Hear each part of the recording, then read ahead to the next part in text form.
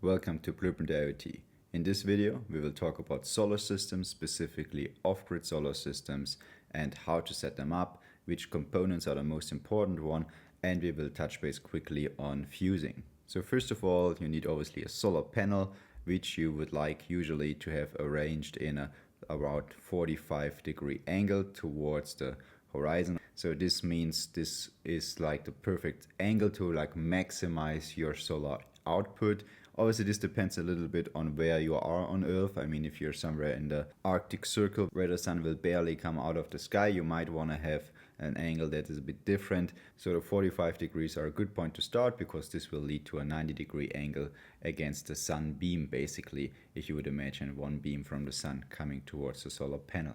The next major component is the solar charger, so that's a charge controller who will manage all the basically current flow, the voltage that you charge your battery with. You usually have a little display in there that will display the current voltage from the solar panel or the voltage of the battery or the current flowing and so on. So you have usually a couple of menus there. So besides the little display, you usually have a couple of connector blocks. So usually one of them needs to be solar, obviously. Then one that is not always present is a load connector block, and then obviously the battery connector block. Each of them obviously plus and minus. When buying your solar charge controller, it's important that you look for the wattage, the power that it can actually handle. Because if you buy one that is too small, it's not just that you're limited in the power that you can utilize. Also, the connector blocks are usually then too small to fit a cable with a big enough diameter to actually be rated for the current that you want to run through the cable. So make sure that a solar charge controller is rated for the power that you intend to use to charge your battery. So quick example, assuming you want to have a 100-watt solar panel, make sure your solar charge controller is rated for at least 100 watts. Usually you want to stay with a certain margin above this, that a solar charge controller is not always running at maximum allowed capacity, maximum allowed power. So if you have a 100-watt solar system, maybe you get like 120, 150 watt charge controller, always depending on how, let's say, resilient you want to dimension your system. The last and most defining component of your solar system is the battery itself. We will not talk about the voltages right now. We will first take a look on the wiring, and then we will talk about voltages later on. So hooking up your solar system, you will always want to start by hooking up the battery to the charge controller, because the charge controller needs a more or less stable voltage from the battery to get started, to boot the system and start working. If you connect the solar panels first, it's already seeing its voltage from the solar panels, but it's not yet active. So that's usually a bit unhealthy for the charge controller. You shouldn't be able to destroy them right away, but it's possible. So make sure to first connect the battery to the charge controller so the charge controller can get started. You should see something on the display going on, should confirm you that the battery is not dead, and then you can start hooking up the solar panel or solar panels depending on how big your system is. So that's already the basic setup here, but we're missing a very important component, which is a fuse. Because what happens if you have a short circuit here? Let's say the cable is a bit damaged, and for whatever reason you have here a short circuit. So now obviously the current can flow from the battery plus pole to the battery minus pole. A battery is a very dangerous device actually, because it can provide basically an unlimited amount of current at an instant's notice. So it can discharge basically its whole capacity in seconds, which will overload the cables drastically, which will lead to them to just go up in flames. It's super dangerous, and it's absolutely 100% chance that the cable will burn if you have a short circuit to the battery. So that's really super dangerous. So don't do that. So let's take a look what we can do to avoid this catastrophe. So the obvious thing to do is we place a fuse in the cable between the battery and the charge controller, because the battery is basically where your danger is coming from. What you want to keep in mind when placing the battery in your cable is that you want to move it as close as possible to the battery itself. So basically this distance you try to minimize, because the distance between the battery and the first fuse, the main fuse, is a distance that's unsecure. So this distance could be exposed to a short circuit and could go up in flames. So you want to minimize this distance. So if you have a short circuit between the fuse, or like before the fuse basically, you want to minimize the amount of cable that will burn, and you will want to minimize the risk there that it can actually have a short circuit by minimizing this distance. Definitely, I always try to make sure that this distance is smaller than the distance to the minus pole. So in case the cable gets like thrown around, whatever happens, that if it touches the other pole of the battery, obviously you also want to protect the pole a little bit, isolate it a little bit, but if that happens, that it's like not able to touch with the unfused cable the other pole.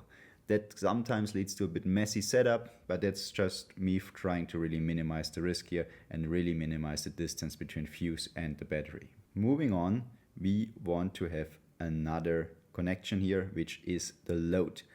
I usually connect the load directly to the battery and not via the load connectors on the charge controller. You can do both, but usually also here on the battery charger you have quite small diameter of cable that you can actually fit into the charge controller, because you're usually charging with a relatively low current. Again, let's say the 100 watt solar panel, or let's say 120 watt solar panel, and you are working on a 12 volt system, so you're charging with 10 amps.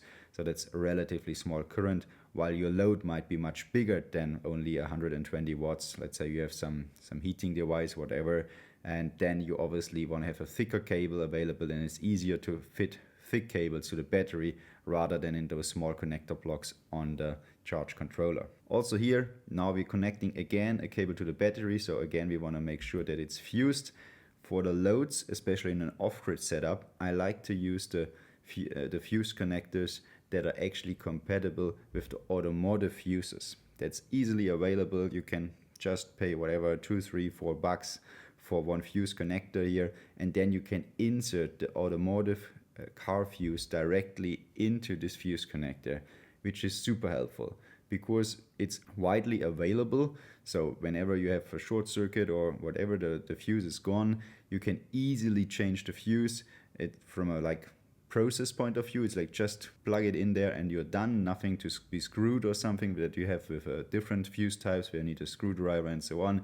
And also on every petrol station basically you can buy those automotive fuses, so you're never short of fuses, and you're never in a situation where you might be encouraged to bridge the fuse or something, because you can easily go anywhere and buy one. So at this point we basically have a working solar system. We have the solar panel providing us the electricity, we have the charge controller managing the charge of the battery that is not being overcharged and so on. We have the battery itself as the reservoir for our energy, and we have a load, so we can now have a full off-grid system. But of course, in many setups, you want to have another component, which is an inverter, because you want to use devices that use 230 volts or 110 volts, depending on where you are in the world. This one also needs to be connected to the battery. This one really has to be connected directly to the battery. You can't connect this to the load connector block on the charge controller, because the inverter is usually a huge load and you really need thick cables. Also here, obviously, we want to have a fuse, quite a big fuse, because the power that we will draw out of the battery based on the inverter is most likely the biggest load that you have in your setup. Let's just assume here that we have a 12 volt system, and now we're coming to the topic of the voltages. The battery is the defining component of your voltage of your system. So you're having a 12 volt battery system, and that's defining everything else, because ultimately everything comes down to charging the battery. And if the battery is rated for 12 volts, obviously you charge it a bit higher than 12 volts, maybe to 14 volts, but that's defining the whole voltage of the system. So also your charge controller needs to be made for a 12 volt system. Sometimes they are flexible. You can buy one that's for 12 and for 24 volts. You just change the setting, but it's important. The battery is defining your voltage. Let's say we go with 12 volts. So this means your inverter needs to be 12 volt compatible and your charge controller needs to be 12 volt compatible. So this also means we have the 12 volts flowing into the inverter, and let's assume it's a 2000 watt inverter, so a 2 kilowatt inverter. That's not actually very big. Myself, I'm using a 5 kilowatt inverter with a 12 volt system in my off-grid solar setup. I'm not using the 5 kilowatt of power. Yeah, I just wanted to be a bit here with a safety margin to not like run my system always at full capacity. But still, I would say like 3,500 watt is something that you would commonly see, as let's say electrical devices that are 230 volts are usually up to 3,500 watts in consumption. So if you want to make sure that you can at least run every device individually on your system, you would go maybe to inverter with 3,500 watts. But let's dig only with the 2,000 watts. So quite a realistic scenario, I think. This would lead that you need to draw 166 amps to basically be able to create those 2,000 watts. And that's not even factoring in any like inefficiency of the inverter itself. This means the cables running from the battery to your inverter needs to be rated for 166 amps at least. So you also want to have here some safety margin in there. So this is going to be a very, very thick cable. And that's basically where the incentive is to have a solar setup with a higher voltage with 24 or 48 volts. Because then obviously with 24 volts you're down to only 83 amps that you're running, so already a much lower current. So that's basically what's defining your voltage. The battery itself is the defining component, but you need to think about how big is your biggest load and how big will then therefore be the biggest amperage that you're pulling from the battery. Can the battery provide such a high current? And also, do you have cables thick enough available? Also, thick cables get expensive quickly, but that's the defining system. Usually the power that you get from your solar system is much lower. Yeah, right. If you have like a 2,000 watt peak consumption, you wouldn't like have 2,000 watt of solar panels, because that would mean that you need to like constantly consume it at peak power. That makes no sense. So the solar system itself is usually, like the solar panels themselves are usually providing less power than your peak consumption. So therefore the thickest cable basically is where the biggest current will flow, and that's at where your biggest load is, and that's at the inverter usually. So having clarified the voltages on the battery and consumption side, let's take a quick look on the voltage on the solar panels itself, because the solar panels themselves can actually run on a different voltage than the rest of your system. Why is that? Let's say you have a 12 volt system, so you buy a solar panel rated for 12 volts. If a solar panel is rated for 12 volts, that doesn't mean that it's providing exactly 12 volts. Actually, it has to provide a different voltage. First of all, obviously it can provide everything from 0 volt upwards, because if there's no sun, if it's at night, whatever, of course you will get 0 volts. So it's always the minimum. But upwards, the solar panel rated for 12 volts is usually having a voltage that's like up to like 20, 21, 24 volts, depending on the model you're looking at. Why is that? So the voltage of the panel itself will always be much higher when you're having no load applied. And then once you apply the load, it will drop down to the voltage basically, that the most efficient voltage that you can charge at.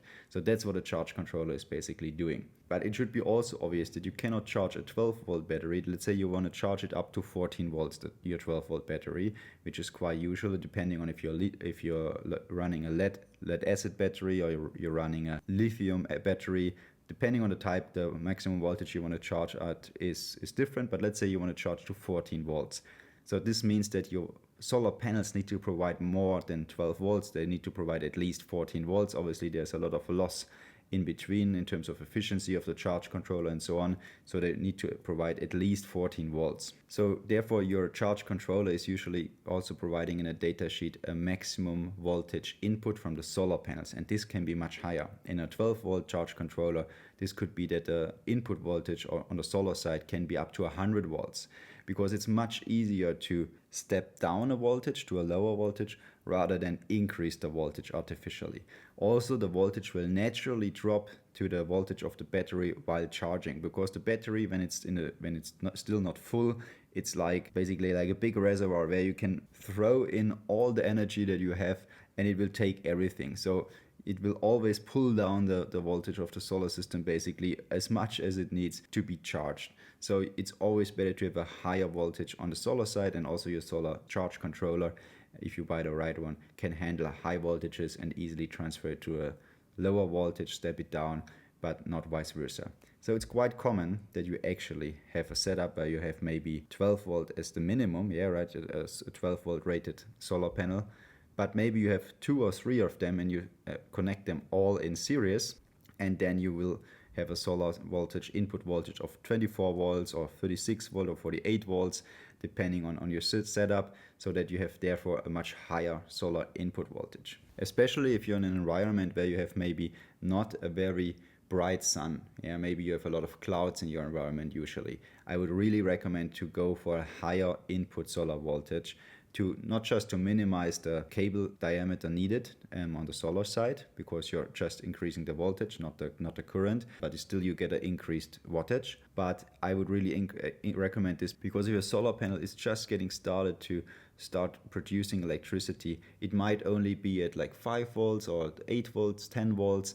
So if you have them in series connection, 2 or 3, so you maybe have a setup of 24 volts on the solar side, then even if both panels are only at 50% production rate, instead of the 12 volts, they are at 6 volts. Combined, they are already at 12 volts, right? So you're much earlier at the point that you can start charging if you're in an environment that has a lot of cloudy skies and so on. So that's all for this video. It's just a very basic introduction into the topic. I think it's really important that you take care of the fuses, to have them at the battery as close as possible, dimension them correctly. It's really important that you dimension the diameter of the cable correctly. There are tables available, what is allowed and what is not allowed. Stick to the code here, stick to what's allowed, that it's really a safety concern, and then you have your basic setup here. And with this you can basically go and order all the components that you need. You know how to wire them, but make sure that you follow all the rated limits for the cables and the charge controller and so on. If you feel unsafe with this, please consult a professional to check your system and help you to dimension it. Thanks for watching, feel free to subscribe, and see you next time.